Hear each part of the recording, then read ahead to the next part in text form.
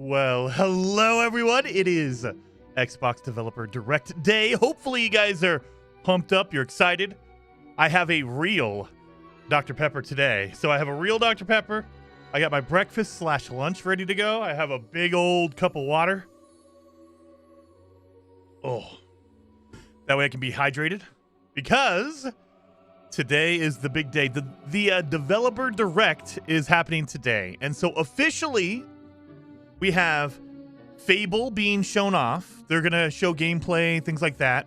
Basically, show off gameplay, or Fable, the new Reboot series. We're going to have the new Forza game, Forza Horizon. They're going to show that off. And Beast of Reincarnation, which is a brand new game from Game Freak, the company that does usually Pokemon. So those three are the official announcement games that we're going to see. However, there's been a ton of rumors and speculation that there is a secret fourth game. There is something they are going to surprise announce. We don't know what it is. It has not leaked as far as I know.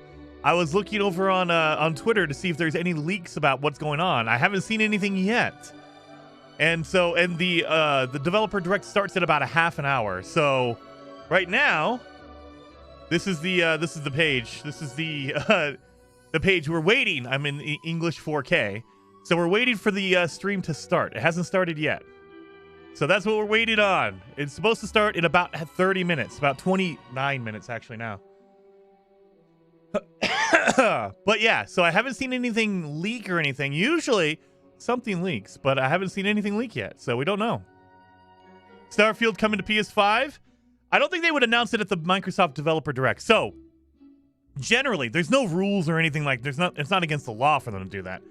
But generally, the Microsoft Developer Direct is focused on games that are going to be on Xbox, and their big games are big gets. And so, they're not going to show off of a God of War. Maybe they do if they get it from PlayStation, but I doubt it. They don't want to have cross-promotion. All the trailers are going to say on Xbox. I have a feeling that Fable is going to be on PlayStation as well, but Microsoft isn't going to basically promote PlayStation right now. They're going to say, hey, look, yeah, it's coming, it's great, it'll be on Xbox and also PlayStation, but they're not going to say it out loud. Old Man Gib! Thank you! I was not expecting that. Hey y'all, there is a real bad weather inbound. Yes. Stay safe. Check in on your elderly family and hit the store while you can. Yes. Morning, Jason and chat. In the South and Midwest. My bold prediction, they show 6 games. Lol. Kingfish! That was the rumor, I think 2 days ago, is that they actually have 6 games, not just 3. We all thought maybe it was 4, they had a hidden 4th game. I've heard up to 6. I don't know what's going on, so we don't know, but that would be awesome. And thank you for being a member for 51 months, by the way.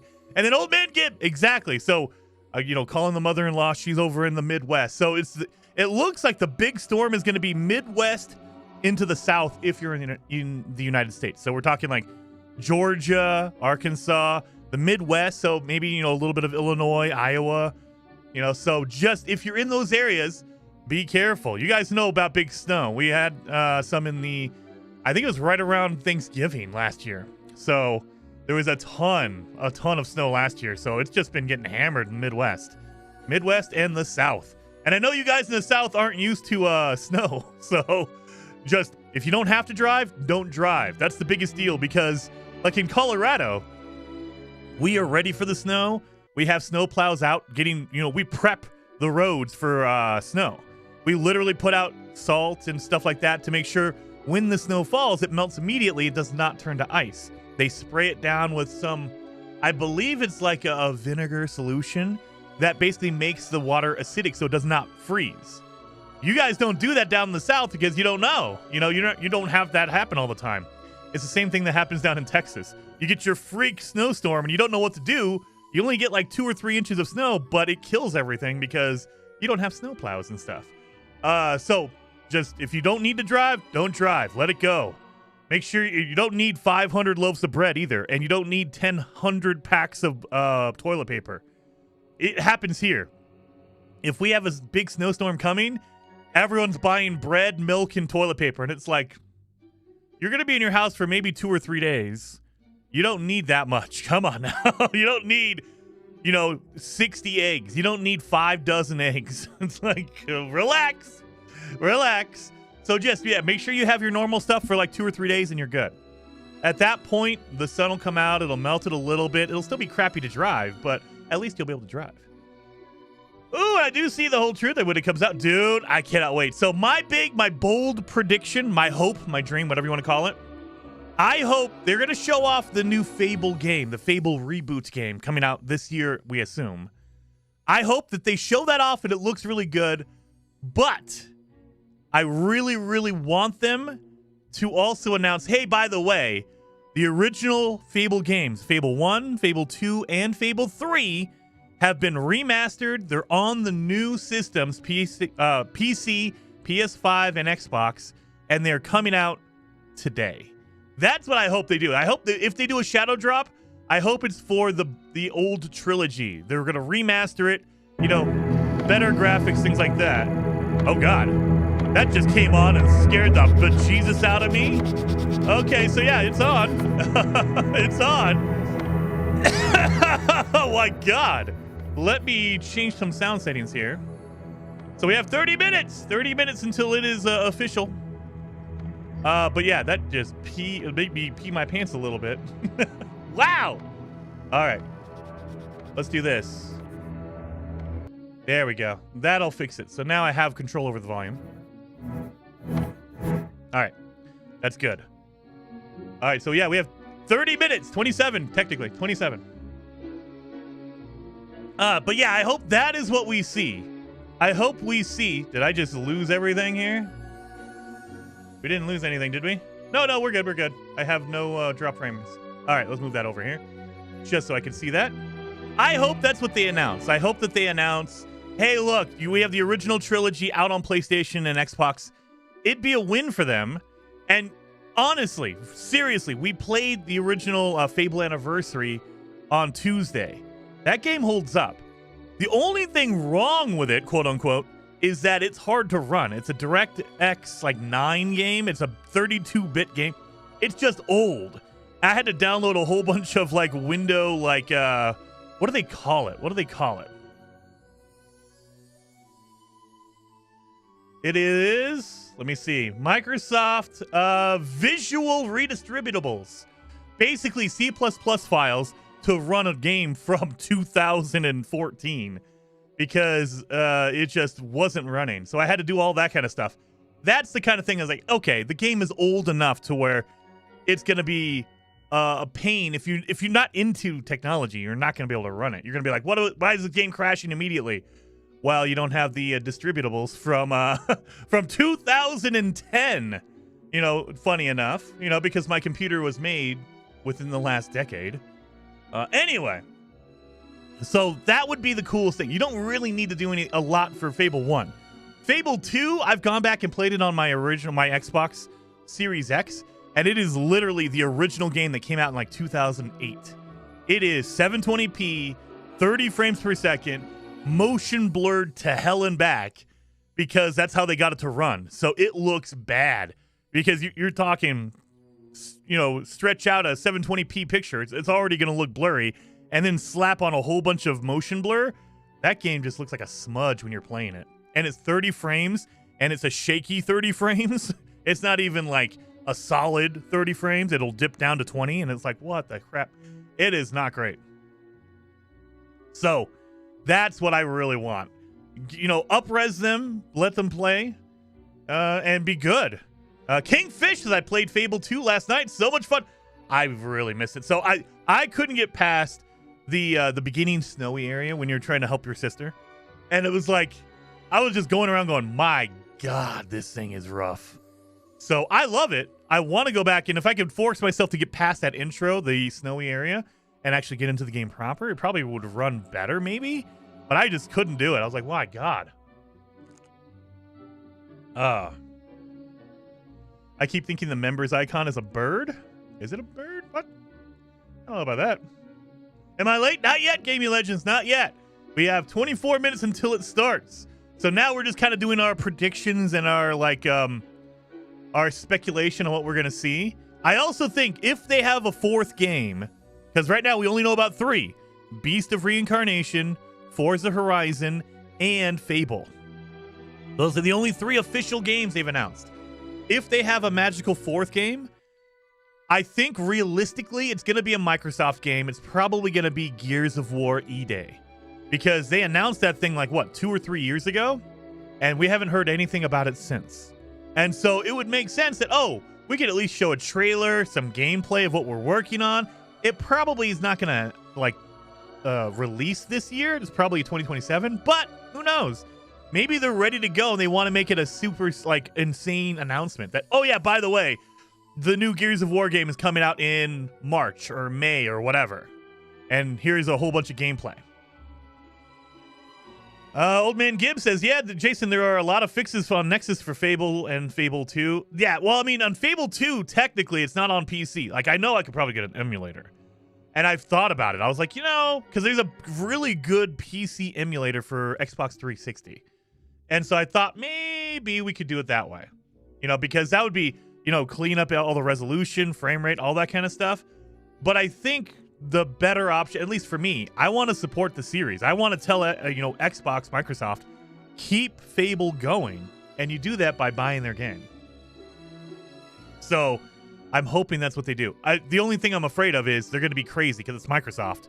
They're going to charge $40 for a remaster. That's $20 at the most. If it's under 20, great. But $20 is reasonable, at least in my opinion, for a game that's 20 years old. Even if you remaster it, it's like, come on. Unless you're remaking it. If you remake it, that's what Fable, they're going to show today is.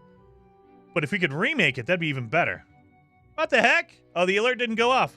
Let me see if I can do this again. You're pretty good. Sky! I didn't read it. Dang it. Sky, thank you for the super chat. Very much appreciated, by the way. Sky, the Falf, says, y'all ever play the Enazima 11? Good sports game. I have never even heard of Enazima 11. Never even heard of it. Hey, Trey, dude! I can't wait, man. Scar says $40 for Fable Remastered Trilogy. If they sell all 3 games for $40, I would be very impressed, ScarTech. But I think realistically, because it's Microsoft, they're going to try to charge $25 to $30 for each game. And if they do multiple games, Fable 1, 2, and 3, it's going to be at least $70 to $80 for the trilogy. I think, personally, I think that's dumb. I think it should be at most $20 each. So we're talking $60 for the trilogy. That would be amazing. That would be ideal. It's not the best deal. If they sold them for $10 a piece and $30 for the entire trilogy, absolutely. But I think realistically with Microsoft, I'm expecting it's going to be more expensive if they do it. Again, we don't even know. They might not even care. They're like, nope, we don't want you to play the old games. We're focused on the future. We only want you to play the new games. We don't know. So, no idea. That's what I hope. I hope. You said my name right. That'll be the only time, Sky. That'll be the only time. Because I mispronounce the crap out of everyone's name. I am terrible with names. But I appreciate that. Heck yeah, I did it once correctly. Twice now. Correctly. Fable Anniversary went on sale on Steam. $12. Yeah, I think because they know that the hype is there. So I'm hoping that means they're going to re-release a new version, an updated version. Call it, Fable Remastered or Fable Trilogy or whatever you want to call it, and just let everyone know, hey, look, we've updated it, so now it should run on modern machines. Because you can get the old Fable Anniversary and the Lost Chapters to run on your PC now. The problem is you need to make sure you have all the distributables from 2008 to 2015. You need to make sure your PC can do it. If you've made your PC within the last 10 years, it probably does not have all these old Microsoft redistributables, the C++ files, because you didn't need them. You're playing modern games. Any game made within the last 10 years is probably on DirectX 11 or 12, Whereas Fable Anniversary is on DirectX 9. It's like, what the hell? It's a 32-bit game. It's crazy. Anyway, I've seen a lot of people, they go, oh yeah, I can't play this game. It just crashes on me. It's like, yeah, it can work, but you just got to do a whole bunch of work on it. A-Trade says, all right, Jason, what are the odds that we see a shadow drop for any game today? I think we do get a shadow drop. I think that's a good, 75% chance. My speculation. I just don't know what they're going to shadow drop. Are they going to do Fable as a shadow drop? Maybe not. Maybe. I mean, I think originally the Fable Reboot was supposed to come out last year, 2025. And then they pushed it. They delayed it. We don't know why. The assumption is they delayed it because Grand Theft Auto was coming out and everyone's getting out of the way of Grand Theft Auto.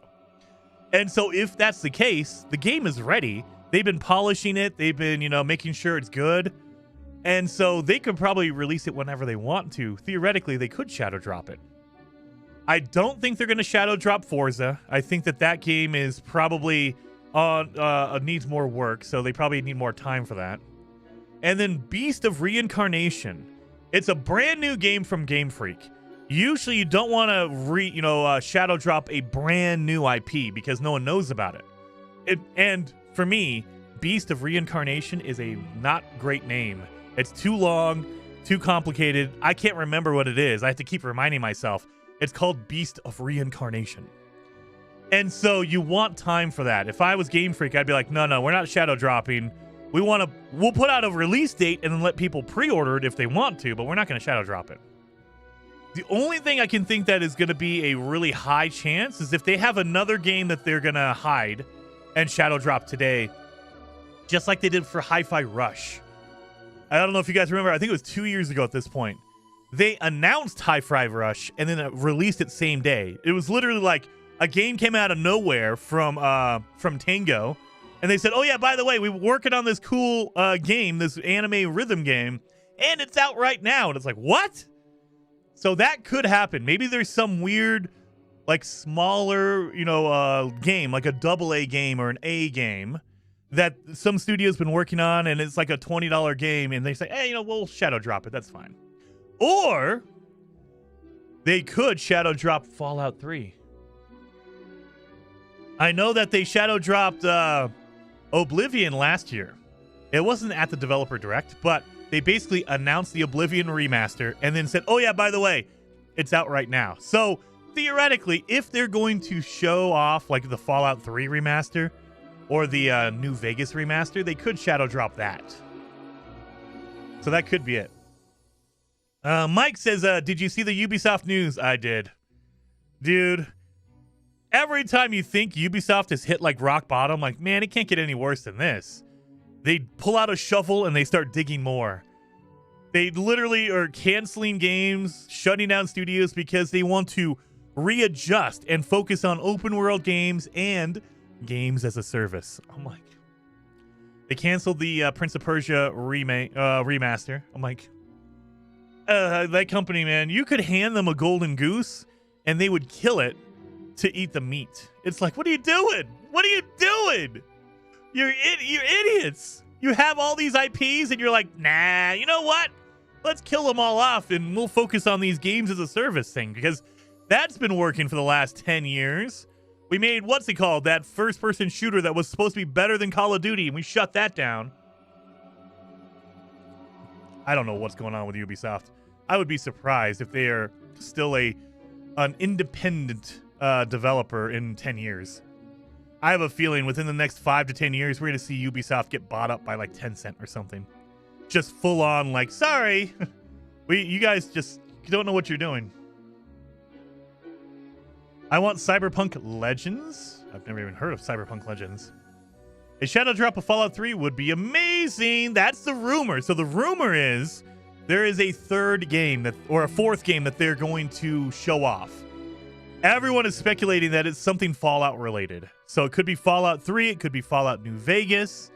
I don't know. So New Vegas, I think, if I had to guess, Todd Howard does not like New Vegas simply because it was the game that some other company made and it gets all the hype. Everyone loves New Vegas and Todd is like, well, You guys, we don't like that because it makes me look bad that I didn't make it. They are doing their damnedest to ignore and push to the side New Vegas. So if it was up to Todd, I'm sure he said, we're not doing that. Now, Microsoft owns Bethesda. So Microsoft, Phil Spencer, could say, hey, look, you are doing New Vegas because that's going to make us a lot of money. Everyone is hyped up for it. The dang show is going crazy. Do New Vegas. So with that being said, however, you can't really remaster a game quickly. Like, you can't just say, oh, remaster New Vegas and we'll put it out next week. It takes a lot of time. And so it's been, what, 1 year, 2 years since the show came out? 2 years? Is that enough time to redo an entire game? Maybe. But I think they've been working on Fallout 3 for longer, the Fallout 3 remaster. And so I think it's more likely we get a Fallout 3 remaster versus a New Vegas one yet. I think that they haven't had enough time for the New Vegas. I think they've been working on Fallout 3. Todd has been doing it because that's his baby, that's his game. And then they said, oh yeah, we'll get to New Vegas when we get to it. That's fine. That's my assumption. It just feels like every time New Vegas comes out or comes around or people talk about it, Todd's like, yeah, whatever. We hate that game. And so I don't see them having a really high drive, let's just say, a high drive to get that done. More likely a new season of Fallout 76. I mean, yeah, I would say that. And I know that, like, Geck, he says, oh, yeah, they should be doing New Vegas, no problem. I think, at least from an outsider's perspective, it's easier to just say, hey, look, we're going to drop a Fallout 76 skin that's New Vegas. You're not making a whole new game, you're just making a skin. That's easy to pop out. We're going to do a storyline. We're going to get Goggins in to record like an hour of voiceover work so we could just do a little mini DLC. That's probably easier to do than say, oh yeah, by the way, let's get this 20-year-old game, New Vegas, no, maybe 15-year-old game. Let's get this 15-year-old game. We're going to redo all the graphics. We're going to redo all the textures. We're going to make sure it runs on modern systems. We're going to add in, some framework for the new systems for Xbox and PlayStation. I don't think that's not an easy, fast thing to do. But yeah, so I wouldn't be surprised if it's all just Fallout 76 content. That they're like, oh yeah, we're putting out a skin, we're putting out some character stuff, we're putting out a mini DLC, blah blah blah. Here you go. I've been playing Star Wars Outlaws on Game Pass this week and enjoying it. I need to go back and play Star Wars Outlaws. I know they've done a lot of updates and fixes to that game. When that game first released, it was rough. I like the idea of Star Wars Outlaws, but the fact that it's a forced stealth game at the time, if you did not stealth, it was just game over. You had to restart from a checkpoint. That felt like, okay, this feels bad. It should be, if I get caught, I can shoot my way out. It's Star Wars. It's not like Splinter Cell. What are you talking about? So, but I've heard that they've fixed it. They've updated it. They've changed a lot of stuff. They've listened to feedback. So I have not gone back and played Outlaws recently. So it could be a really, really good game. I like playing Star Wars The Old Republic. It's much better. Is it? Yeah, I've heard it is. I have not played it, though.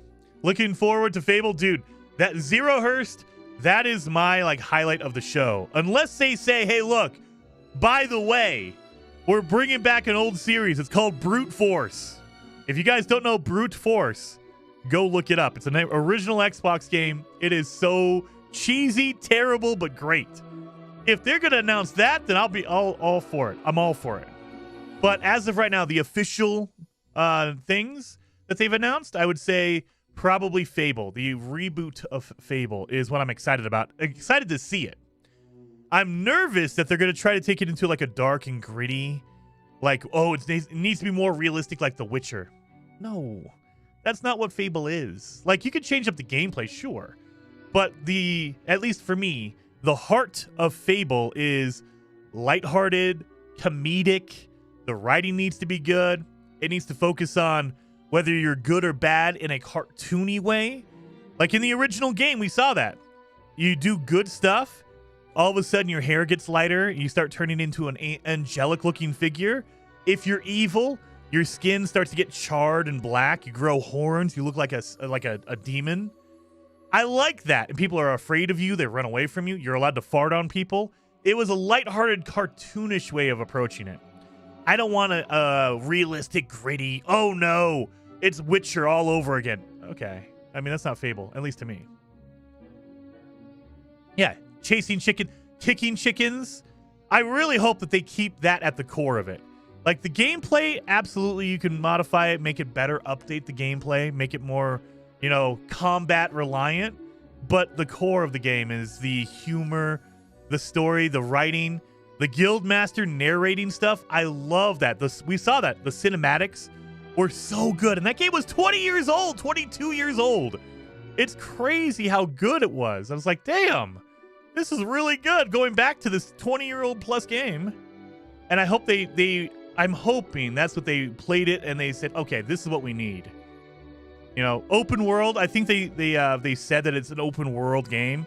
The original game was kind of open world. It was like open area. You had like a hallway you can walk down. It was very small because it was limited to the technology at the time. But yeah, give me that, update it. Demon doors. Yes. Demon doors, having to like dance or marry a demon door to let them open up. That would be so good. I want all of that kind of stuff, that flavor. That's what made Fable Fable. It wasn't about how crazy the combat was. It wasn't how deep like the skill tree was. Like we were going through it. In the original game, you had 3 physical attributes. You had 3 stealth or speed attributes, like your bow and arrow. And then there was 19 different magic abilities. It wasn't very deep. The tree was there. It was RPG-ish, but it wasn't like an extreme like Path of Exile, insanely looking skill tree. And that's fine. It doesn't have to be like that. It was mostly focused on the writing, the voice acting being over the top and crazy. That's what I want. So that's all. I'm hoping for that. Make it, the art style for the new game, I'm like, okay. Going back to the original game, I think that art style worked. Your characters had more of a caricature look to them. Your hands were bigger than your entire body, It had an art style. It had a fairy tale feel to it. The new game, from all the screenshots we've seen, it looks more gritty and realistic, and I'm hoping that that's not the case. When we see the game in action, they're playing the game, it actually looks like a Fable game. It has more of a artistic flair to it. Anyway. Jason, I noticed mods now show a shield instead of a wrench. It looks like a wrench to me. I'm seeing a wrench on my end, old explorer. The gargoyles are gnomes that shout profanity at. Yes, all of that. Just ridiculous over the top. That's what I'm hoping for. And I know we're focused on Fable. They're also showing Beast of Reincarnation. I have no idea what to expect from that. From the one trailer I've seen for Beast of Reincarnation, it looks like an action third-person, like almost like a Black Myth Wukong or a Stellar Blade. It doesn't look as gritty or as intense as like a Dark Souls game. I don't think it will be. Maybe it will be. But it looks like it's a third-person action, combo-heavy game.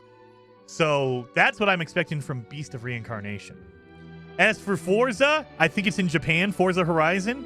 So I'm sure they're just going to go over their tech on how they went through and they scanned every mountain in Japan and they have it all down to the street level. Like, we were scanning the road and the asphalt in Japan. On Mount Fuji, we made sure we scanned it in from every direction. We used 5,000 kilobyte cameras or whatever it is. So that's why I'm like, okay. Forza's fun. Forza Horizon, it's an arcadey game, so I love popping in and playing that. But it's not like my ideal game. I'm like, okay, that's cool. If you want to talk about arcade racer, you bring back Need for Speed Underground, I'm all for that. I will jump on Need for Speed Underground. But like Forza Horizon, like, okay, cool. That's going to be cool. Game Freak doing Beast of Reincarnation, that looks cool. But Fable is the one I'm excited about. Unless, of course, if they announce Fallout 3 Remastered coming out today, I'll be playing that. Jason, you heard of Hightail? I have, Gaming Legends. So we've been talking about, Gek, Train, and I were talking about games yesterday, and Hightail did come up. The only issue I think is that does it have controller support? I assume it does, but it does not. If Hightail does not have controller support, it's kind of out because I prefer controller. Gek really wants controller, like he needs controller support. So I'm like, okay, I think Hightail is out for that reason. I think it's only mouse and keyboard, but I'm not sure. We need to look into it. It looks really cool. Battle Dragon. If you want to check it out, I know that Survival Bob is he's been playing it a lot. So go over there, check out Survival Bob's channel. He's been playing a lot of Hightail. So if you're interested but you don't know what it looks like or anything like that, go check out Bob's channel. Go check out Bob's channel because he has a lot of gameplay of Hightail. It does not have controller support at this point. There is plans for it though. Oh yeah, because I know it's in early access. So yeah, so it's coming, but we need it. We need it. The one the game that I'm interested in playing. I don't think it's going to be good, but I'm interested in playing is High Guard. Do you guys remember High Guard from the Game Awards? I half jokingly, half seriously mentioned it to Gek and to Train, saying, "Hey, we can play High Guard. It's free to play and it comes out next week." So we'll see how that goes. Imagine if Light No Fire gets shown. Dude, there's a little portion of my heart that is hoping that Sean Murray gets up on stage or something, or he comes in. Like all of a sudden it cuts to a trailer and Sean Murray gets on the screen. I will freak out if Sean Murray shows up. And then you say, "Hey, by the way, we're working on Light No Fire. Here's a new trailer, and it comes out this year, blah, blah, blah, blah, blah." That would be amazing. I don't think it will, though. I think that Hello Games, they don't want to work directly with a developer, with a publisher like Microsoft or PlayStation. I think that they're like, nope, we're going to do our own thing because last time they did it was No Man's Sky, and they kind of got burned on that. So they probably don't want to do that or get put in that situation again. They're like, nah, we'll just do our own thing. We're good.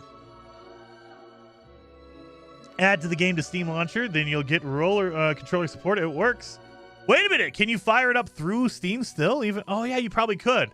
Because you can add a non-Steam game to Steam through the launcher. I forgot about that. Maybe. I'll have to look it up and see if it actually works well. Because I know that there's some games you can play through Steam without controller support. And Steam kind of overlays onto it, but it's kind of a mess with some games. It's like, man, it kind of works, kind of doesn't. Add the game to, we'll have to call EMS for Jason. My wife's already there. She hears me screaming, yes! She knows. All right, we got 1 minute. So what do you think they start off with, you guys? What do you think they start off with? I think they start off with Fable, because that's their big game. I think they go into it, they show a lot of gameplay, and at the end of that little segment, they say, oh, by the way, we are going to be doing a Fable 1, 2, and 3 remaster, and that's coming out today for PlayStation players and Xbox players and PC players. That's what I think the big thing is going to be is, oh, yeah, by the way, we're also doing this remaster stuff. That's my prediction. And then maybe, you know what? If they have a secret fourth game, I'm going to say right now, it's going to be Gears of War E-Day. That game got announced 2 years ago, 3 years ago, something like that.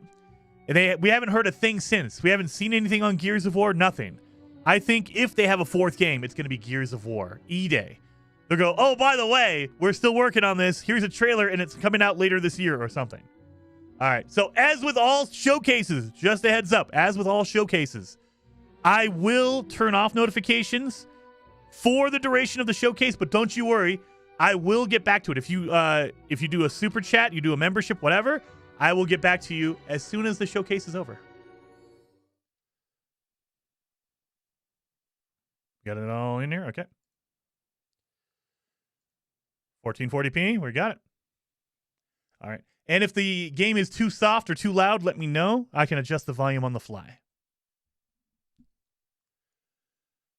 All games shown are also Xbox Play Anywhere. Buy once, play. Okay, so this is kind of like the promotion of, hey, look, these are Xbox-specific games. Enjoy the show.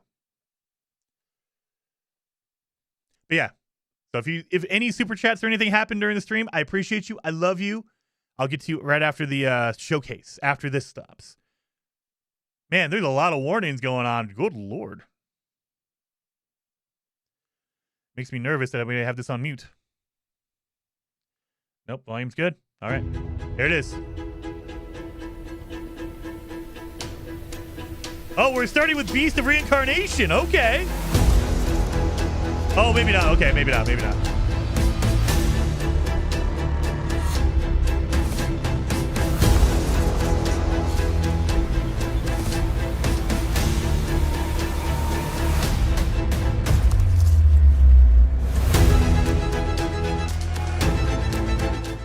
It might be 6 games. All the G's look like 6s. There's 6 games. There's 6 games.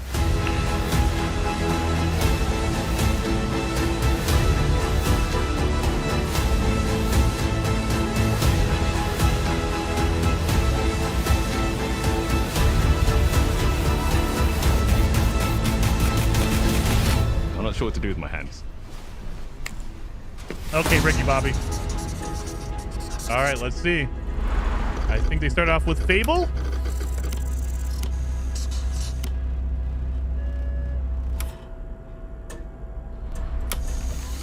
Oh, they start off with Forza. Okay, Forza.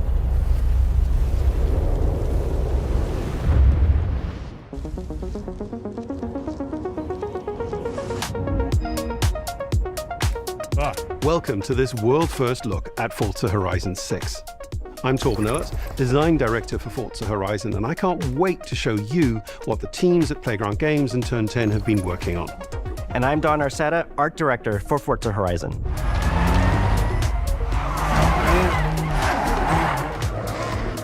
The Horizon Festival is a celebration of beautiful cars, hit music, and breathtaking locations around the world. And now we're taking you to the place we've wanted to visit for a very long time, Japan. We designed a campaign that really focuses on your journey. You don't start as a superstar of the festival or a racing champion or even a rookie. You'll start out as just a tourist in Japan. Your first goal is to join the Horizon Festival by completing the Horizon qualifiers. After that, you'll rise through the ranks, unlocking wristbands as you complete races in faster, more exciting cars. At the end of each round, you must prove you're ready to move up by completing spectacular events to unlock your next wristband. These include classic Horizon showcases and our new Horizon Rush events, where you show off your skills on thrilling obstacle courses, like this one at the docks in Tokyo City. When you finally earn your gold wristband, you get access to Legend Island, an exclusive region of the world with unique events, tracks, and areas to explore, and that will be a true accomplishment. Throughout that journey, all of Japan outside the Horizon Festival is yours to explore at your own pace. So, let's talk about the location we've all been waiting for. Japan. Oh yeah. Japan is the ideal location for our biggest, most exciting game yet. We've scanned every tree on Japan. Stunning contrast of rural and urban, modern and traditional.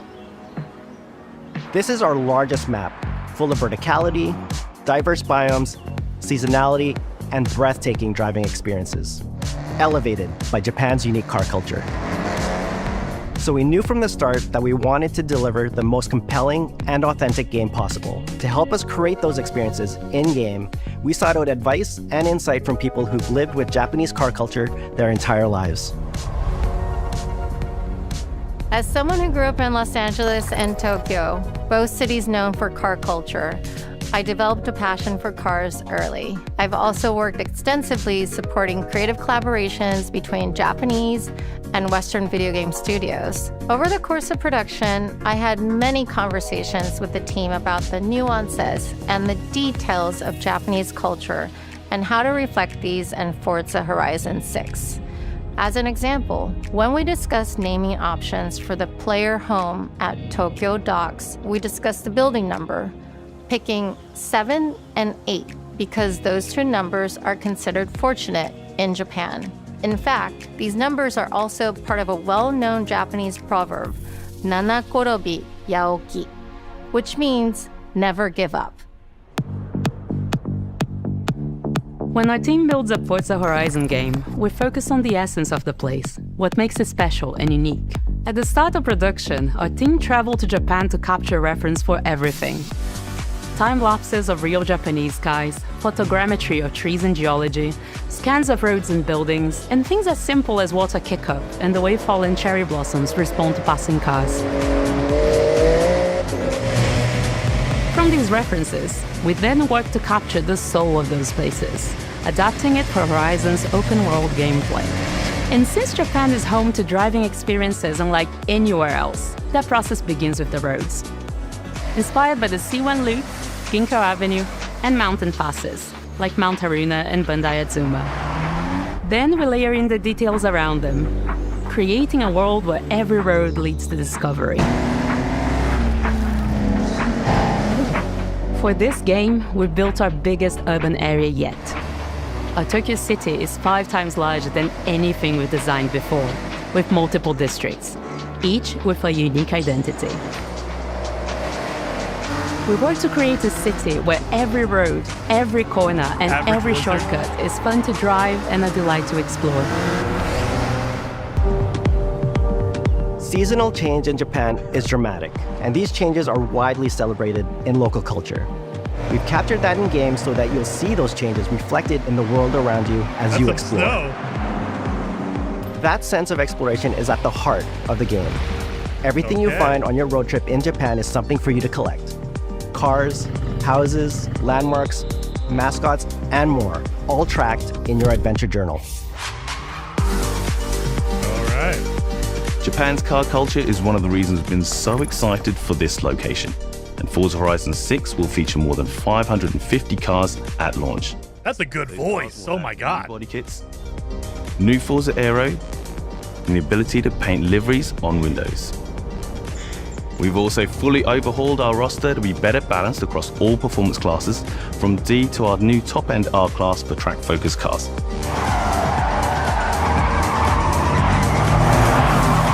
We've improved how each car is affected by the world. For example, with new cosmetic tyre wear, so each car responds authentically as you rack up the miles on those iconic Japanese roads. With more cars on day one than ever before, we've also created new ways to expand your car collection as you explore. That's intense. Parked on driveways around the world, Look at that you'll turbo. encounter our new aftermarket cars. They're always bargains and include some extremely rare and unique cars to show off in your garage. Wow. We're not just bringing classic JDM to life, but also showcasing some of the newest, most exciting cars in the world. And Forza Horizon 6 cover car is one of them. Cover car. Which one is it? The GR Corvette? GT is a race-derived road car that combines motorsport performance with road-going excellence. I'm not a big car nerd. And our game is the ideal place to experience the most modern iteration of Kazoo Racing's relentless pursuit of Japanese engineering perfection. Our cars sound better than ever, with greater detail and remastered audio, all brought to life by new acoustic modeling technology, simulating the soundscape of the world. Oh yeah.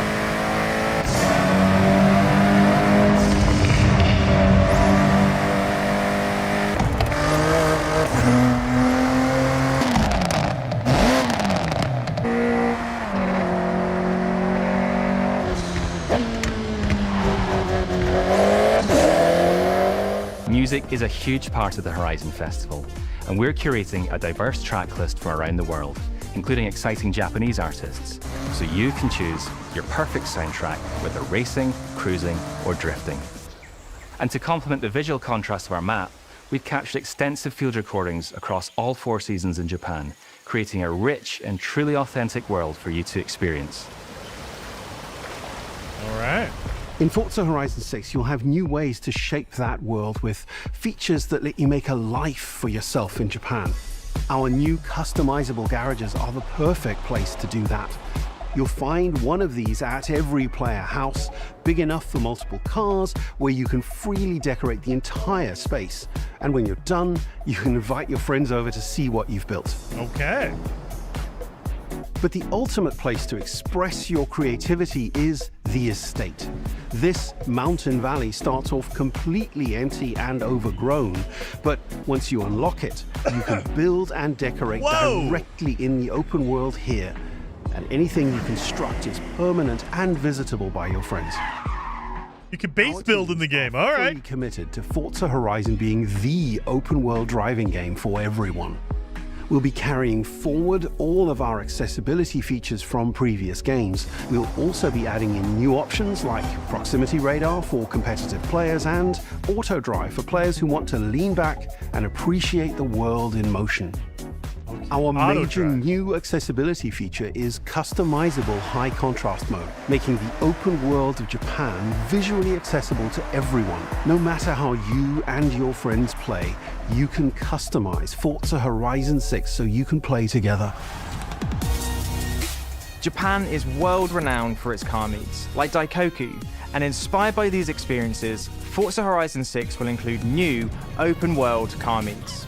These are places where you can show off your cars and characters, download tunes and liveries, and even buy a copy of the cars you see.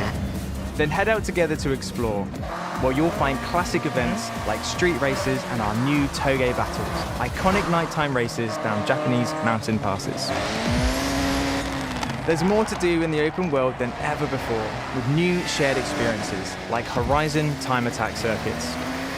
These are seamlessly part of the open world, with no loads, no matchmaking, just a truly social experience with you, your friends, and the in-world leaderboard. Playing together is easier and more rewarding than ever.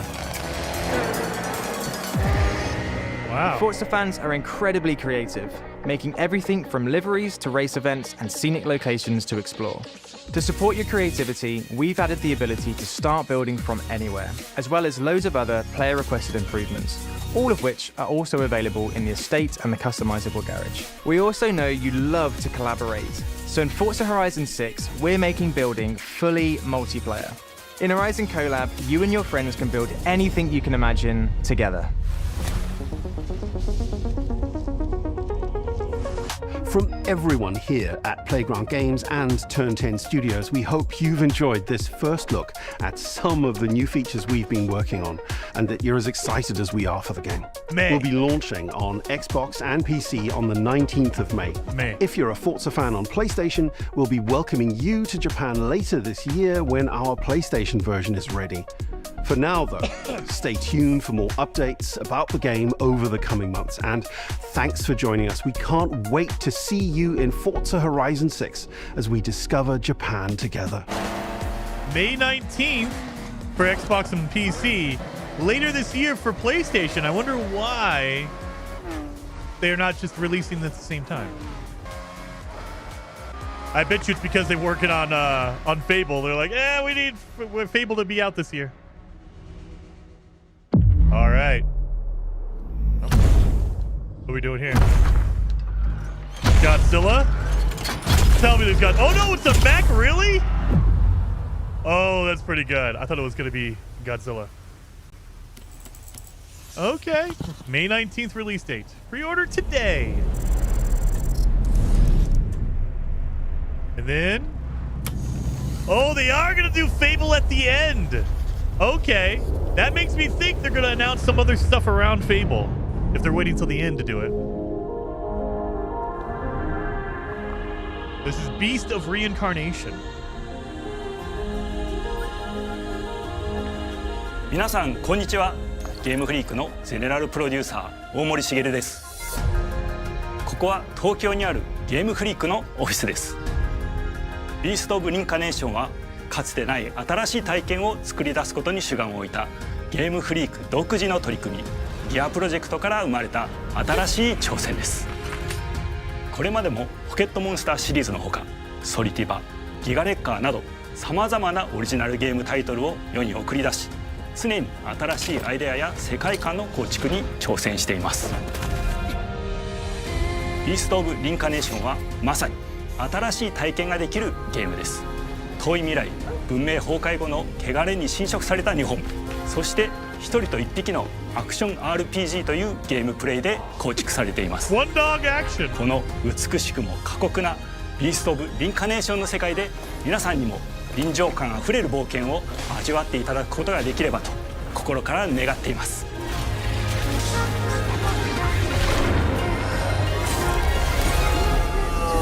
これまではポケットモンスターシリーズでバトルプランナーやサウンドマネージャーを務めてきました。ただ新しいゲームに挑戦したいという強い衝動もずっとあったんです。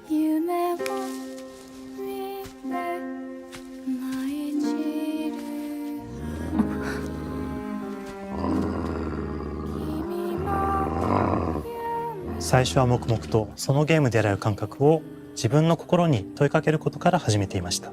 世界観もキャラクターもゲームデザインも決めずに、ただどんな感覚がいいんだろうと探っていました。そうしているうちにぬくもり、頼もしさ、そして寂しさが入り混じったような感覚が最もしっくりきたんです。自分の心に反応しました。隔離された主人公エマとこの世界を一緒に旅していくぬくもりのある相棒クーもその過程で生まれました。古島からビースト・オブ・リンカネーションのコンセプトを聞いてとても興味を惹かれ、すぐに参加しようと心に決めました。長年ゲームフリークではポケットモンスターシリーズを通じて生き物やパートナーを描いてまいりました。しかし今回のプロジェクトでは過酷な世界を相棒と共に旅をするという体験を目指しています。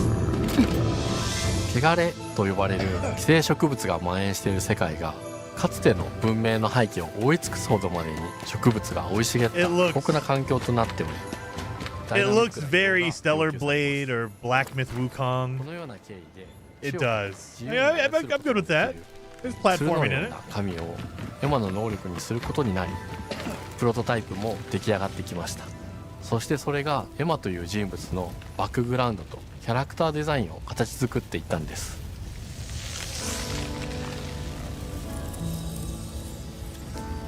これまでゲームフリークは動植物や自然と真摯に向き合ってきました。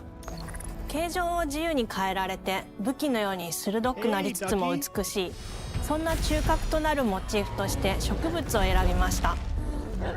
ただ単に美しい植物を風景で表現するだけではなく、遊びにも植物を取り入れました。しっくりとくるモチーフを見出し、ゲームデザインとモチーフを紐付けることはポケットモンスターシリーズの開発を通じて培ってきた重要なステップです。モチーフが決まった段階でコンセプト They're mentioning Pokemon a lot. I wonder if Nintendo's like, hey, you can cut that off. No, don't talk about Pokemon. That's our thing. エマとクーの姿を思い描いた時、自然に支配される世界の舞台として日本がぴったりだと考えました。日本の昔から続く山々に囲まれた自然豊かな風景と SF が入り混じった世界をエマとクーが歩く姿を自然にイメージできました。さらに植物をモチーフとした重要な存在として植物と動物が融合した生物でもある腐植体も出来上がっていきました。腐植体のデザインは当時私が注目していたデジタルアーティストの森田裕樹さんにお願いすることにしました。世界の舞台を作るのと同時にエマとクーの物語を作り上げていきました。ストーリーの舞台は西暦4026年の日本です。はるか昔に発生した汚れという名の寄生植物の影響で人類の大半が消滅した後の世界です。エマは腐植体を狩り、その汚れを自分の体に封じ込めることができるという特別な能力を持っています。ただそれがゆえにエマは恐れられ、人々が住むコロニーから隔離され暮らしています。エマと彼女の相棒となるクーは日本の東の地で出会います。そのクーの目的がこのゲームの謎の一つでもあります。名前は何だ？クーだ。クーから目を離さない方がいい。ああ、分かってる。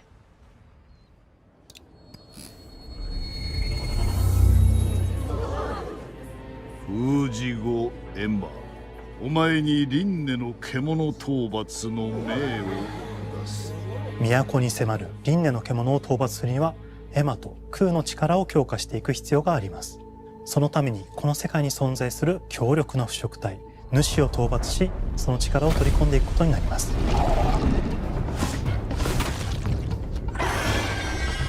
汚れを封じることができるエマにしかできない特別な役目です。腐食体はこの世界の If の対象であり、最も象徴的な存在です。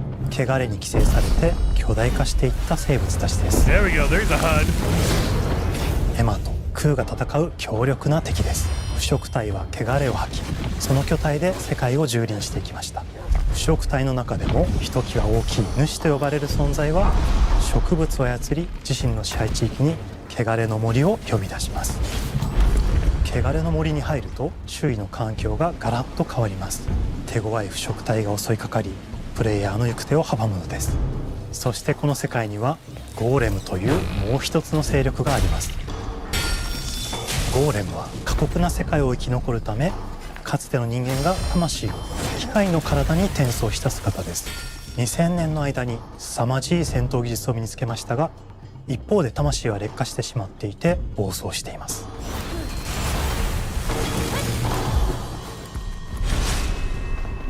エマとクーはさまざまな人物と出会います。長い旅をサポートするブラッド、カグラであったり、あとはクナイというエマと同じように腐食体を連れた剣士とも巡り合います。Oh, she has a horse. とどめはきちんとさせる。エマとクーは同じく汚れの力を宿していて、互いにその力を影響させ合いながら戦います。例えばエマが敵の動きを見極め攻撃を受け流すと、クーに力がたまり開花技という強力な効果を持った技を発動できます。Ooh, okay. そして開花技を放てば、さらに次のアクションの選択肢に幅が広がります。例えばある開花技を使うと、エマは彼岸花の大輪を咲かせ、その大輪に跳躍して兜割りを行うことができます。また別の開花技を使えば敵を縛り、エマの強力な闘技を敵に叩き込むことができます。開花技の選択中は時間がスローになり、考える時間が生まれます。ターンベースの RPG コマンドのように考えることになります。スキルを磨くほどにエマとクーの連携は研ぎ澄まされていきます。互いに補い合う関係で2人は常につながっているんです。エマとクーにはそれぞれスキルツリーがあり、エマが行動すればクーに影響を与え、クーが行動すればエマに影響が与えられるようにしました。またエマとクーの親密度が上昇するにつれて装備できるスキルも多くなります。様々なスキルを組み合わせることで独自のプレイスタイルを作っていくことができるんです。さらにエマとクーを結びつける霊秘石や、エマが受け流しを行った際に発動する刀の効果を重ねていくことなどで、より奥深い戦闘ができるようになっています。遠距離だけで戦う人もいれば、ステルスだけで戦う人もいますし、常にエマで戦闘を仕掛ける人もいれば、クーを先行させて戦わせる人もいます。エマとクーでどのような装備でどのような霊秘石と組み合わせて戦うのか、プレイヤーの皆さん次第です。皆さんがどんな意外な組み合わせを生み出すのか、今からとても楽しみです。遥か昔に汚れに追いつかれた美しくも過酷な新たな世界。企画構想から6年間、私たちはこの世界に数えきれない秘密や奥深い魅力を散りばめることに全力を注いできました。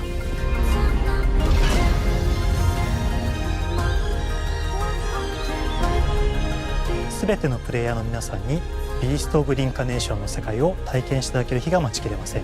本作は今年の夏 Xbox、PC、そしてプレイステーションでリリースされます。さらにビースト・オブ・リンカネーションは発売初日から Xbox ゲームパスでプレイ可能です。ぜひウィッシュリストにご登録ください。ゲームフリークが挑む渾身の新作、どうぞご期待ください。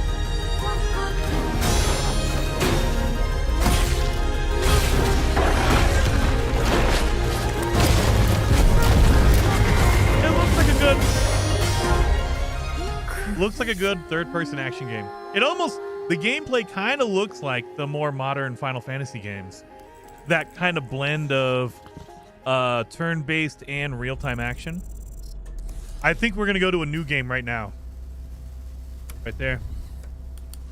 New game. Double Fine. Okay, so it's not Gears of War.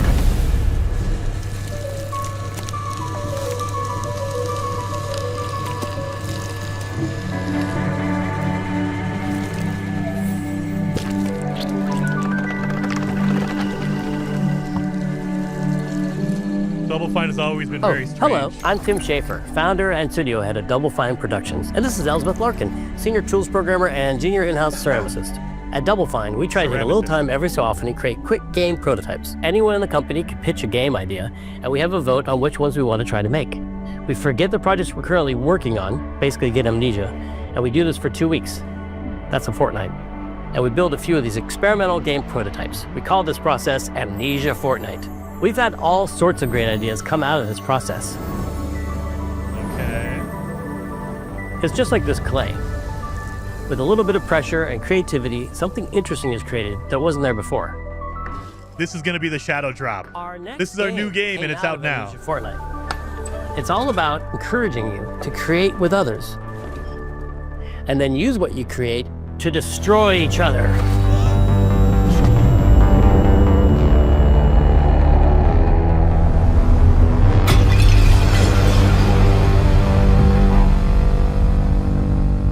Just kicks him in the nuts. Don't worry, it's easy to make a new pot if you're playing Kiln, our online multiplayer pottery party brawler. Okay.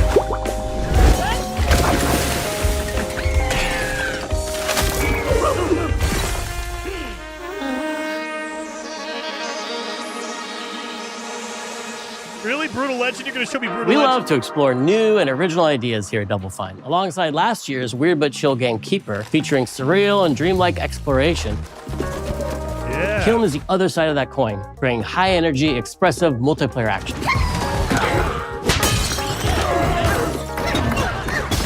You'll get a chance today to see how we're continuing to foster our spirit of creativity with this next game. Derek Brand spearheaded this pitch and is here today to talk about this fully realized Double Fine experience he's leading with his team. Kiln is a multiplayer party brawler and is just as much about the act of trading with your friends as it is fast-paced competitive destruction. We built this game to respond to your creative design choices, as well as your relentless cruelty to anthropomorphized clay pots.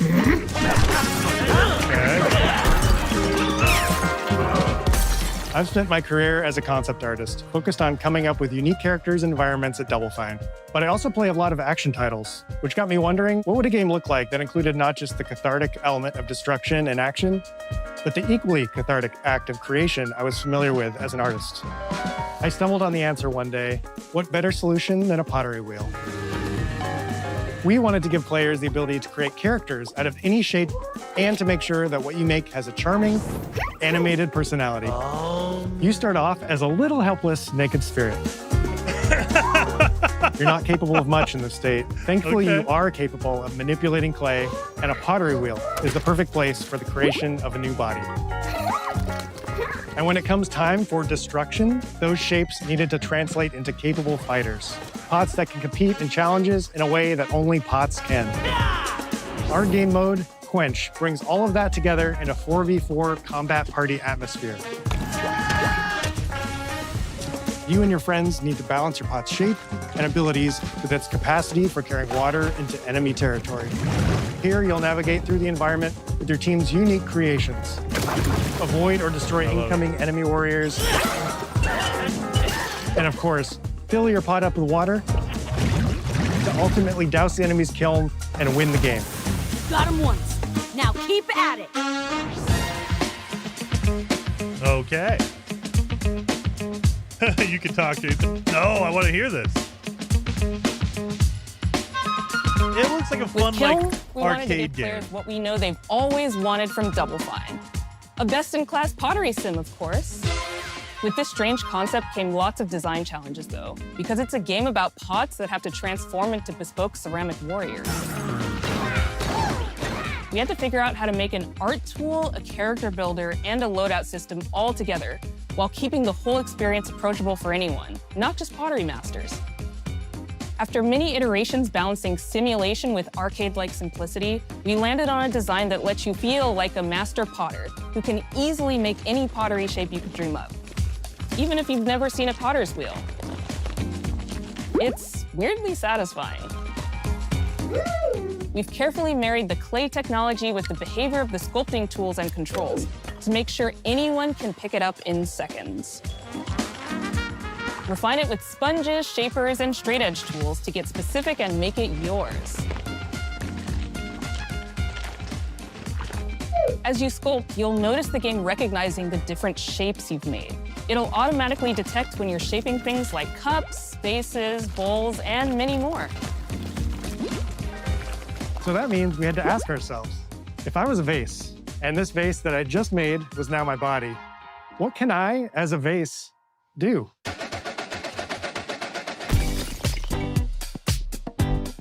Every pot and kiln needs to have a core set of moves fit for a warrior. To run, jump, attack, and roll. They also must have moves fit for a pot to fill up with water and then splash that water out. Each shape has its own unique way of performing these moves. And because your shape matters, the animation team has taken on the challenge of bringing those different pot shapes to life in surprising ways. In addition to these core moves, each shape also has its own special attack. Special attack. Pushed to be the most fun and over-the-top moments in the game. Cups popping popcorn, bottles turning into swords, jugs blaring like megaphones, plates flinging pies. Everyone's shape is doing something different. This looks like a really fun, like, arcadey kind of game. I like this. This is really good. As you fight over the water on the battlefield and try to extinguish your opponent's kiln, you'll have to pay attention to each map's unique nuances. Our mantra of shape matters carries over into our maps. We specifically designed our maps to integrate with how you choose to play and what pot you choose to play as. So you'll see things like secret tunnels that only fit certain size pots and pathways that are only traversable with certain shapes. You'll fight on fractured, floating pieces of ancient history, like an ancient Greek nightclub fit for Dionysus. It's even got a dance floor. Navigate Athena's giant strategic war map. I know you would, Heather. I know you would. Water to rearrange the battlefield to your advantage. Throw some pies at Fight you. in the Egyptian god Set's dingy punk venue, complete with a mosh pit where only one pot can emerge unbroken.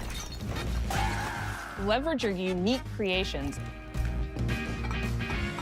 Everything from your size, your capacity to carry water, your speed to cross the battlefield, and other choices you can make will define how you want to approach your playstyle. Do you want a team full of large cups, maximizing your dousing potential? Okay.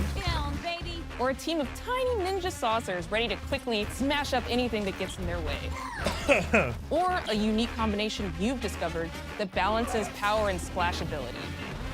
Power and splashability. If you're skilled enough to end up at the enemy kiln with lots of water, you can unleash a powerful super splash ability that does tons of damage and makes the kiln vulnerable to further attacks, letting you and your team dunk on the enemy kiln to either win big or turn the tide and make a comeback.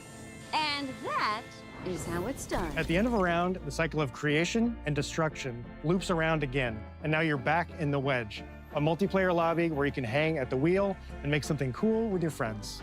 You've just earned XP points and chips from battle. Now you can load up on art supplies and expand your pot-making options. Okay, there you go. I think of the game being so much about the fighting, but when people play it, they just want to create all day long. Our decoration system was designed to support your creativity. As we did with the design of the sculpting process, we looked to the Pottery Studio for inspiration. We found ways to translate the experience of adding spouts, lids, and handles, as well as glazing to kiln. Every design choice we made ultimately serves the goal of enabling a near infinite range of possibilities. We can't wait to see what your favorite designs are. It's all about my pizza party themed small jug. It becomes a drill that can dive under enemies, and it pops up with a special delivery of destruction. A special delivery. I love a medium jug, a simple handle, a 2-layer watermelon glaze, and I'm ready to bring the good vibes into the chaos. My favorite is the large vase. It has a UFO-like animation, and it's great for team defense and protecting your bigs. Hands down, the best pot shape is a small bowl. It's perfect for sneaking past enemies. Plus, its ice cream theme special is so cute. Ice One of cream. my favorite warrior pots has to be the medium base. It's decently fast for invading enemy players and matches. The decorations really make it shine. A curved elbow spout, cupid's handle, some spiked charms with a rainbow glaze, and one butt sticker. You can't go wrong with butt stickers. You gotta have a butt sticker. My favorite Absolutely. pots use the absolute most material possible to make the biggest pots possible. I Gotta call have a butt it tiny. sticker.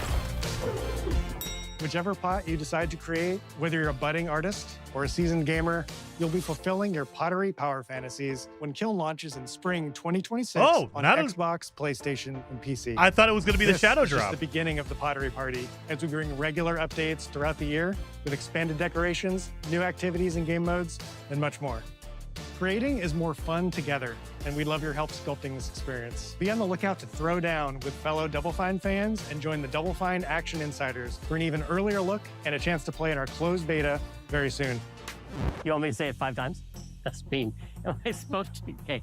This game is called Kiln, an online multiplayer party brawler, online multiplayer party brawler. I'll never do it twice. Okay, I can do it again. Online multiplayer party brawler. It's getting better. Online multiplayer party brawler. Party brawler. Okay, that's hard to say. Party brawler. Coming spring. I thought that was gonna be the shadow drop. Okay. Now we have one more. Fable. This is the one. Gotta crack the Dr. Pepper for this one. Oh yes.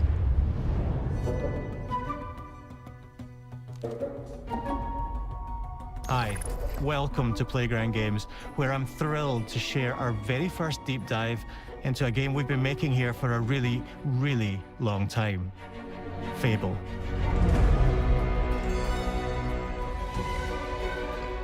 Playground Games is renowned for fun, immersive, and visually stunning open-world experiences.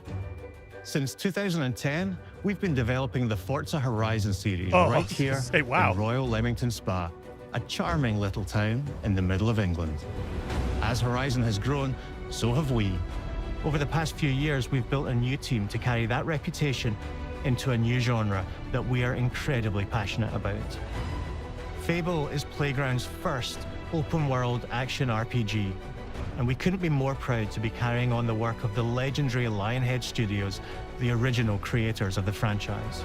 And although our game is a new beginning, I think what we're making is really faithful to the spirit of the classic Lionhead trilogy that we all love. At the heart of our game is a simple, recurring question. What does it mean to you to be a hero? Our game is about choices and their consequences.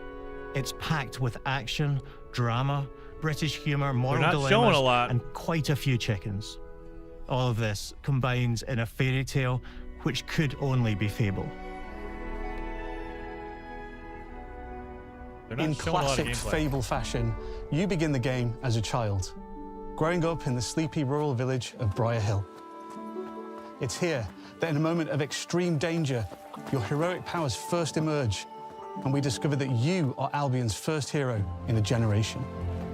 But not long afterwards, disaster strikes, and the people of your village, including your beloved grandma, are turned to stone by a mysterious stranger. Suddenly alone in the world, you'll set off on an adventure which will change Albion forever. Venturing out into the world is a huge moment because this is Albion like you've never seen it before. Idyllic rolling hills, magical forests, bustling villages, sleepy hamlets, oversized vegetable patches. Have you noticed the difference yet? They're not showing gameplay. They're not showing a lot of gameplay. They're showing a lot of cinematic, just slow motion shots. I don't think this game is coming out this year. With the freedom to go where you want from early in the game. We can't wait to welcome you back to Albion's iconic capital city, Bowerstone. Home to Fairfax Castle, the old clock tower, and the legendary Heroes Guild. Just a lot of cinematic shots. It's a huge city, full of contrasts. Rich and poor, nobles and commoners, royalty and criminals. You'll spend plenty of time here during the game as you discover the secrets of the Heroes Guild and its reclusive guildmaster, Humphrey the Golder. In the north of Albion, you'll find mountains, craggy coastlines, spooky marshes, and the bleak, windswept city of Bloodstone. Here, you'll meet the leaders of two rival gangs, vying for power, and uncover the secrets of the sinister but extremely well-organized Cult of Shadows.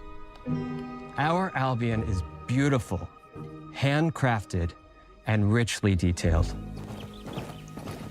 There's a lot of these kind of In shots. Albion, heroes are special, different. The camera's not moving. This is cinematic.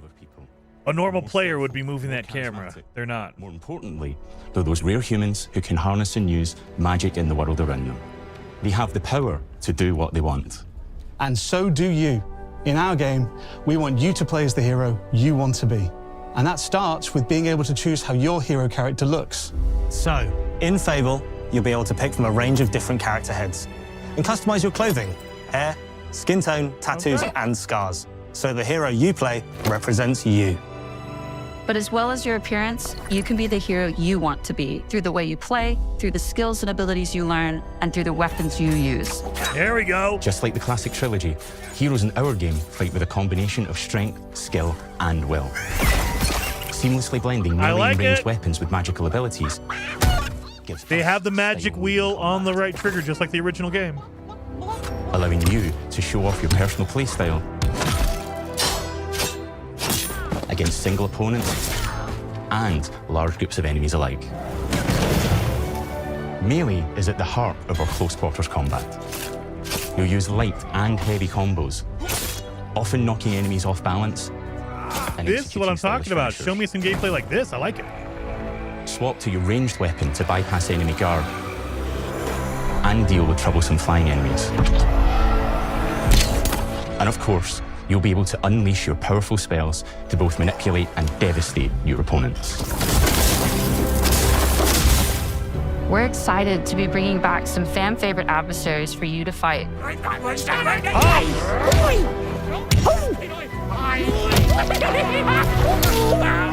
Hobbs are back, as are Balverines, Hollowfolk, and Trolls. And we're adding brand new enemies too, like this fearsome cockatrice, a giant fire-breathing chicken. Each enemy family is different, with their own weaknesses to exploit and defenses to overcome. But with all the unique tools in your combat toolbox, how you defeat your enemies is up to you. They're using powers from the original game. I like that. I like that a lot. There's more to being a hero in Albion than fighting, so much more. When we talk to people about their favorite memories of the original games, so many of their stories were about the stuff you can do when you weren't just being a hero. The normal, everyday stuff which happened when you interacted with the people of Albion. For me, what I remember most vividly are the inhabitants of Albion and the things you can do with them or to them. The crazy thing about the classic Fable games was that in the middle of a sprawling RPG was almost a complete other game where you could just mess around with the villagers and townsfolk. And we've built that same experience in the middle of our game too. Buying a house, getting a job, making some money. Really? We have blacksmithing? Romancing a villager, getting married, having kids. Fancy a date? Perfect. You can get to know me better. Buying another Giving house. gifts? Buying every house in Albion. Okay. Buying every business in Albion. Getting rich. Marrying a bunch more people, having a bunch more kids, probably getting divorced along the way for good measure. And this game within a game is unique to Fable. It's systemic, interconnected, and you see the ripple effects of the things you do everywhere you go. And all of this revolves around the people who live in Albion, who we call the living population. There are more than 1,000 of them, and every single one is unique. Each of them has a name, a role, a daily routine, and their own personality. Wow, okay. You could follow any one of them for a day and just watch them live their life. They'll get up, go to work. This is what I'm talking about. Okay, I'm getting excited for this And go now. home to bed. But what's even cooler is that you can talk to every single one of them in fully voiced conversations and interact with them in loads of different ways. Maybe the job they go to is working for you because you hired them to work in one of your businesses. Hey, you. Working hard? How can I help you, boss? Maybe the bed they sleep in is in a house you own because you're the landlord. Or maybe their bed is on the street because you evicted them. All right. Oh, it's you. You're awful. And all of the stuff you do affects what they think of you. You're a legend. Because everything you do builds your reputation. Very impressive. Now that's an hero right These there. weird Morality has always cinematic- been I don't know. super important to Fable. That tension between good and evil underpinned all of the original games. And morality is central to our game too. But we have a slightly different take on it. For us, morality isn't black and white. Okay. There are lots of grey areas. Oh, come And on. importantly, morality is subjective. No two people see things exactly the same way. And that's how it works in our game too. Everything you do earns you a reputation. And every person in Albion will have a different reaction to you as a result. Hello there. Yeah, we get it. You're rich. They'll remember things you did directly to them. They'll love you or hate you for the choices you make. Your twat. And they Okay. will always tell you why. Although, usually from a safe distance. Our game will never judge you, but the people of Albion will, loudly. Imbecile. Okay, good. Your reputation is created by the choices you make, and you are going to make a lot of them. Big choices, little choices, moral choices, and some choices that will actually change the landscape of Albion for the rest of your game. We call this idea, your choices change the world. Let's give you an example. That's very creative. Early in the game, you'll meet a character named Dave, an egotistical gardener in a rural village who discovers a magical growth formula. He accidentally turns himself into a giant and becomes a big problem. It'll be your job to deal with him, and ultimately it will be your choice whether to kill him or to spare him. If you kill him, his giant corpse will lie on the farmland just outside of town for the rest of the game. And that is going to affect house prices. It will also affect what a lot of the villagers think about you. Especially Dave's sister.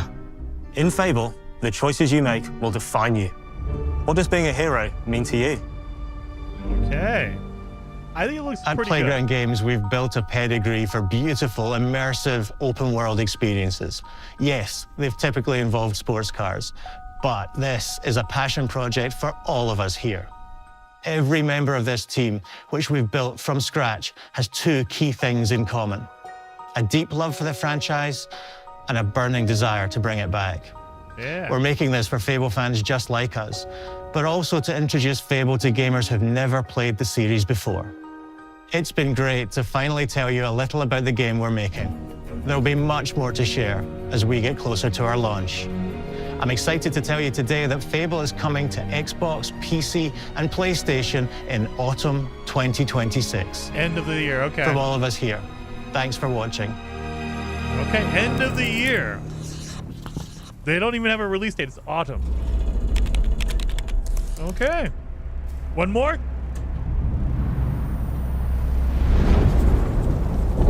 Oh, it's just a recap? Oh, wait. Yeah, it's a recap. Okay. Okay. So no Fable remasters or anything like that. So I feel like we'll see more of Fable in the summer game show, the summer showcase. It says autumn. They don't even have a release month. It's not August, September, whatever. It's autumn. So I don't know. No Shadow Drop. No Fable. Like, I thought Fable would be closer, but I guess not. I mean, everything they showed looked really good for Fable. There's some things that's like, okay, in the original game, it was black and white, evil, good. In this game, it's going to be, well, maybe, okay, I don't know about that part. I want to know, are you a jerk or are you a good guy? That's it. There's no, like, in between. Like, well, we don't know. You're kind of in the middle. I don't like that as much. Yeah.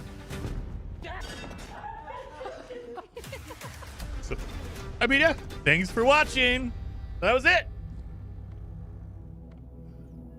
So yeah, it ended up being 4 games. Kiln was the The surprise game. Arcade game. It's not even shadow dropping. It's just spring 2026. Okay. The only game that got a date was Forza. Forza's the only one that had a date. Everything else is summer, spring, autumn. I don't know what that means. Like, spring is like 2 months away. You can't nail down a date 2 months from now? And then autumn, okay. Summer, okay. Forza looks decent. Forza, I think Forza and Fable definitely had the best showing, at least for me. Beast of Reincarnation looks really cool. Looks really interesting, but it's like a generic, like, third-person action RPG game. Like, okay. We've been getting a lot of those lately. So we got Stellar Blade, we got Black Myth Wukong, we got, Where Winds Meet, things like that. A lot of developers are doing the, going down the third-person action RPG route. Fable looks good. The thing that scares me the most is that a lot of times when you're walking through a town, it's this very robotic, slow walk. The camera doesn't move side to side. It's just literally locked in.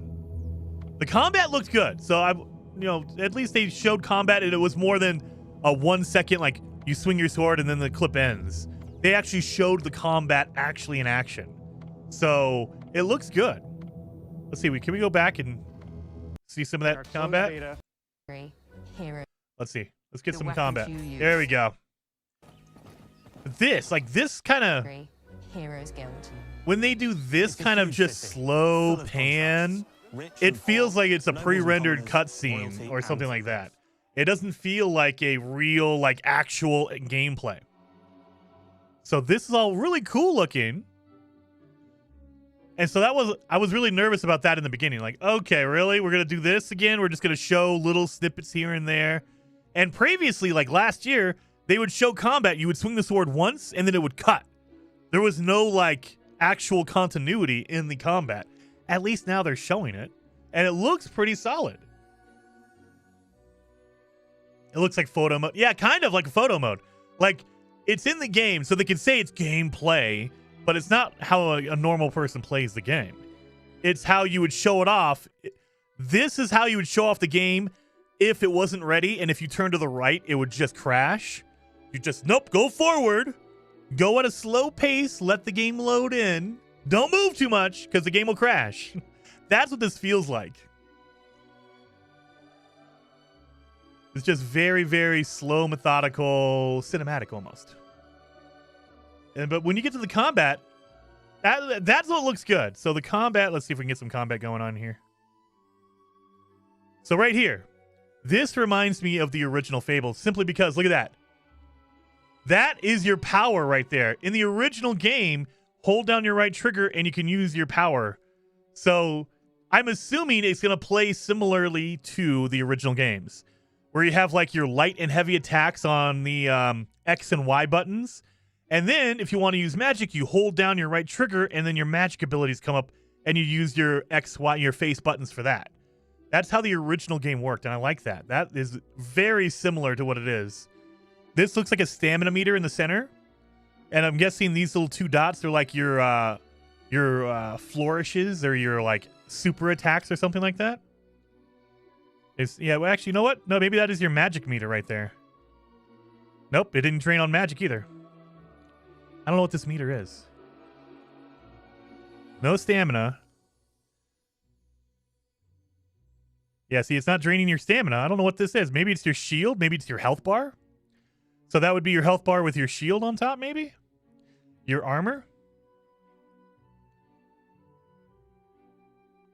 Let's see. Actually, let's see what the fireball happens. It looks like there's a cooldown on your magic over here. So there's no magic meter. It's more of a cooldown on your magic itself. So when you use an ability, like watch, he'll use the fire. And then this will drain, and you have to wait for the cooldown timer. So you have to wait for that cooldown timer to reset. So it looks like there's no magic bar. That right there looks like a stamina or a guard break. So that's very, like, I don't know. Like, you can call that, like, it's not quite Dark Souls. But there it looks like there's either a guard or a stamina meter on the enemies. And as you hit them, it lowers, and you can stagger them. I mean, but it looks good. Like the gameplay that they're showing, this looks really, really good.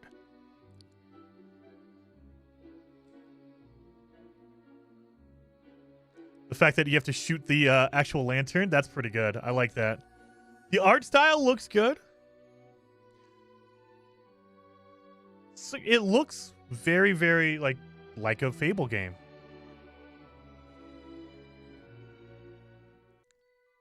Very simplified. I'm sure Calvin will hate this. Very simplified, just wail on the attack button. There's no, you don't need a degree in combatology. You know, you don't need to have, a 5,000 hours of gameplay to know what you're doing. Sekiro style? Kind of, yeah, maybe. I do like, again, I like that. Let me move my face out of the way. I like that when you use a power, it actually drains. Like, you see that down here. So if you, he uses his firepower, it drains, and there's a cooldown on it. You have to hold the right trigger, and then boom, hit it. So I like that. There's basically an attack, an assassination or a takeout, a finisher move right there. You have your looks like your arrows are right there. Yeah, see, that's a counter for your arrows. It uses it magic and boom, there it goes. Okay. It looks good. It looks very good. The combat, at least, it looks solid. The Hobbs, the atmosphere, the game looks really good.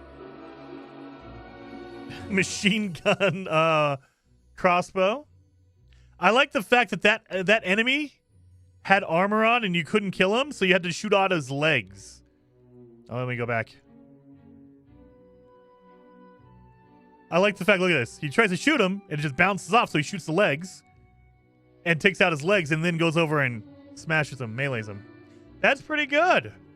It looks very, very good. The only thing I'm iffy on is the whole, evil and good scenario when they said, well, there's kind of a gray area. It's like, I don't want a gray area. I don't want to know, oh, this is kind of good, kind of bad, or... No, you should...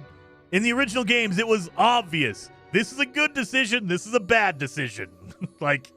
There is no in-between. It's, do you want to be good or do you want to be evil? There's no questionable thing about it. Are you selling it the old folks, Jason? I mean, it's for me, that's what I'm looking for. I'm looking for all that. So... For a new player, this is going to be interesting. This is what kind of throws me off, too. This might be for cinematic purposes to kind of show it, but no player is going to do that. No player is going to walk slowly and not move. You're going to be zipping around looking for that character you want to talk to. You're going to be going, hey, I want to talk to this dude because he's going to give me a quest or whatever. The fact that, we're just slowly walking through a town, kind of I don't know. I don't like that. I like the background stuff of being a lot landlord, business owner. Yeah, that was a lot from Fable 2 had that. So Fable 2 was when they really fleshed out the buying property. I think you could do it in Fable 1, but in Fable 1 it was very limited. You bought a property, there was a very limited amount of properties, and you can only rent it out or use it as your marital home. Now you can buy businesses, you can hire people. That looks really, really cool. They've really fleshed out that kind of thing. The fact that people don't like you because you evicted them. They think you are heartless. I like this. I like this. Being able to know. And then you have your romance options down here on the bottom. Let me move my face out of the way. Look at that. So you can do more info. You can go select romance options. So if you want to try to make them like you, you can actually romance them. Or at least try to. Where was the other one that said you were a twat? This thing, too. Chicken chaser. Because you kicked a chicken, it should be chicken kicker.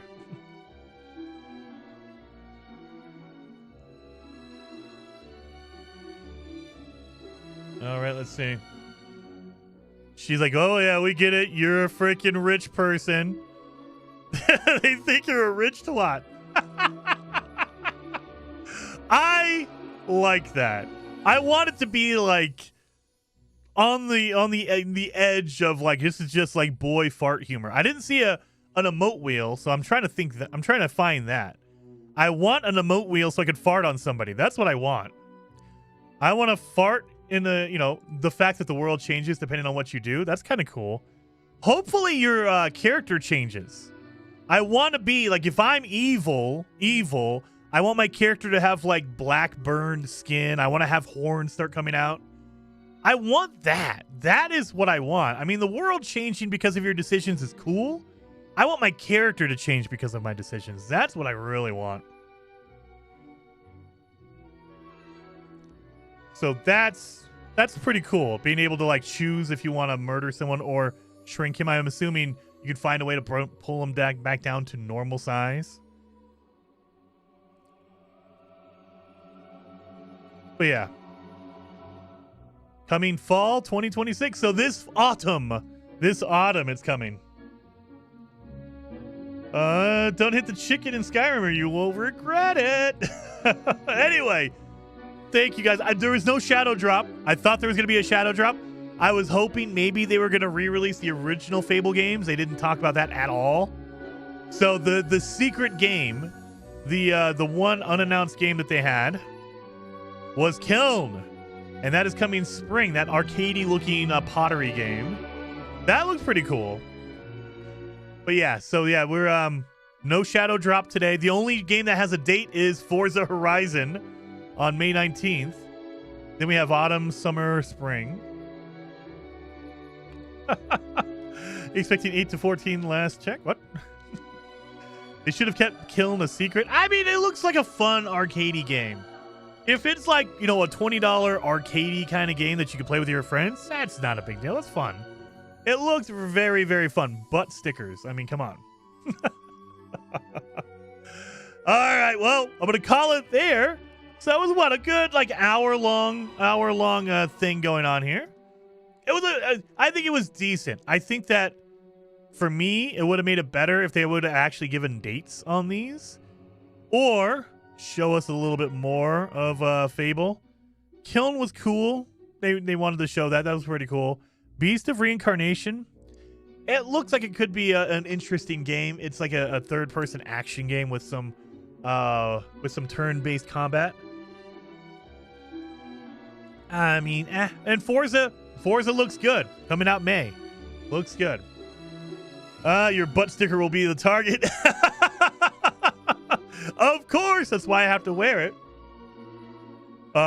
Anyway, thank you guys so much for hanging out. It's a little bit, I'm disappointed, but not because the showcase wasn't bad.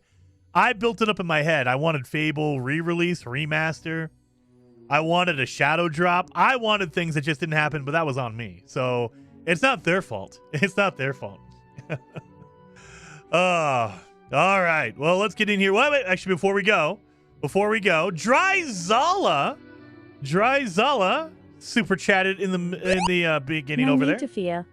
Dry Zala is here. Dry Zala is here. Thank you, Dry Zala. Very much appreciated for you being a member for 28 months. I appreciate that. Then Michelle did a 30-month membership notification. Hello, Jason and chat. Hello, Michelle. Very much appreciated. And then we have Mindless Focus. He did a super chat. Thank you so very much.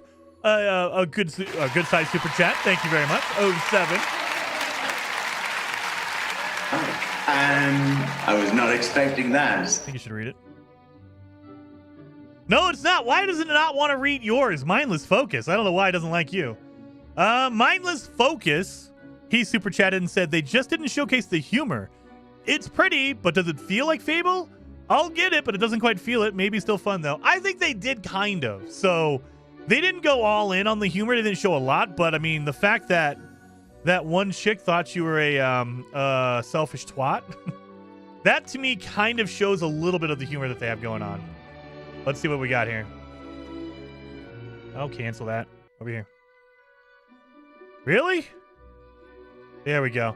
I'm a little bit like, why are we doing... I mean, we did that a little bit, I think, in Fable 3 and Fable 2 they did. The blacksmithing.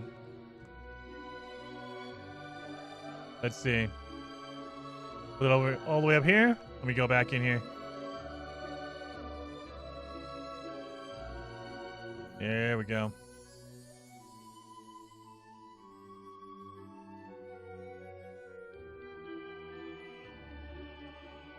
There we go. Likes you because you hired them. But then they, dislike you because they think you're a rich twat.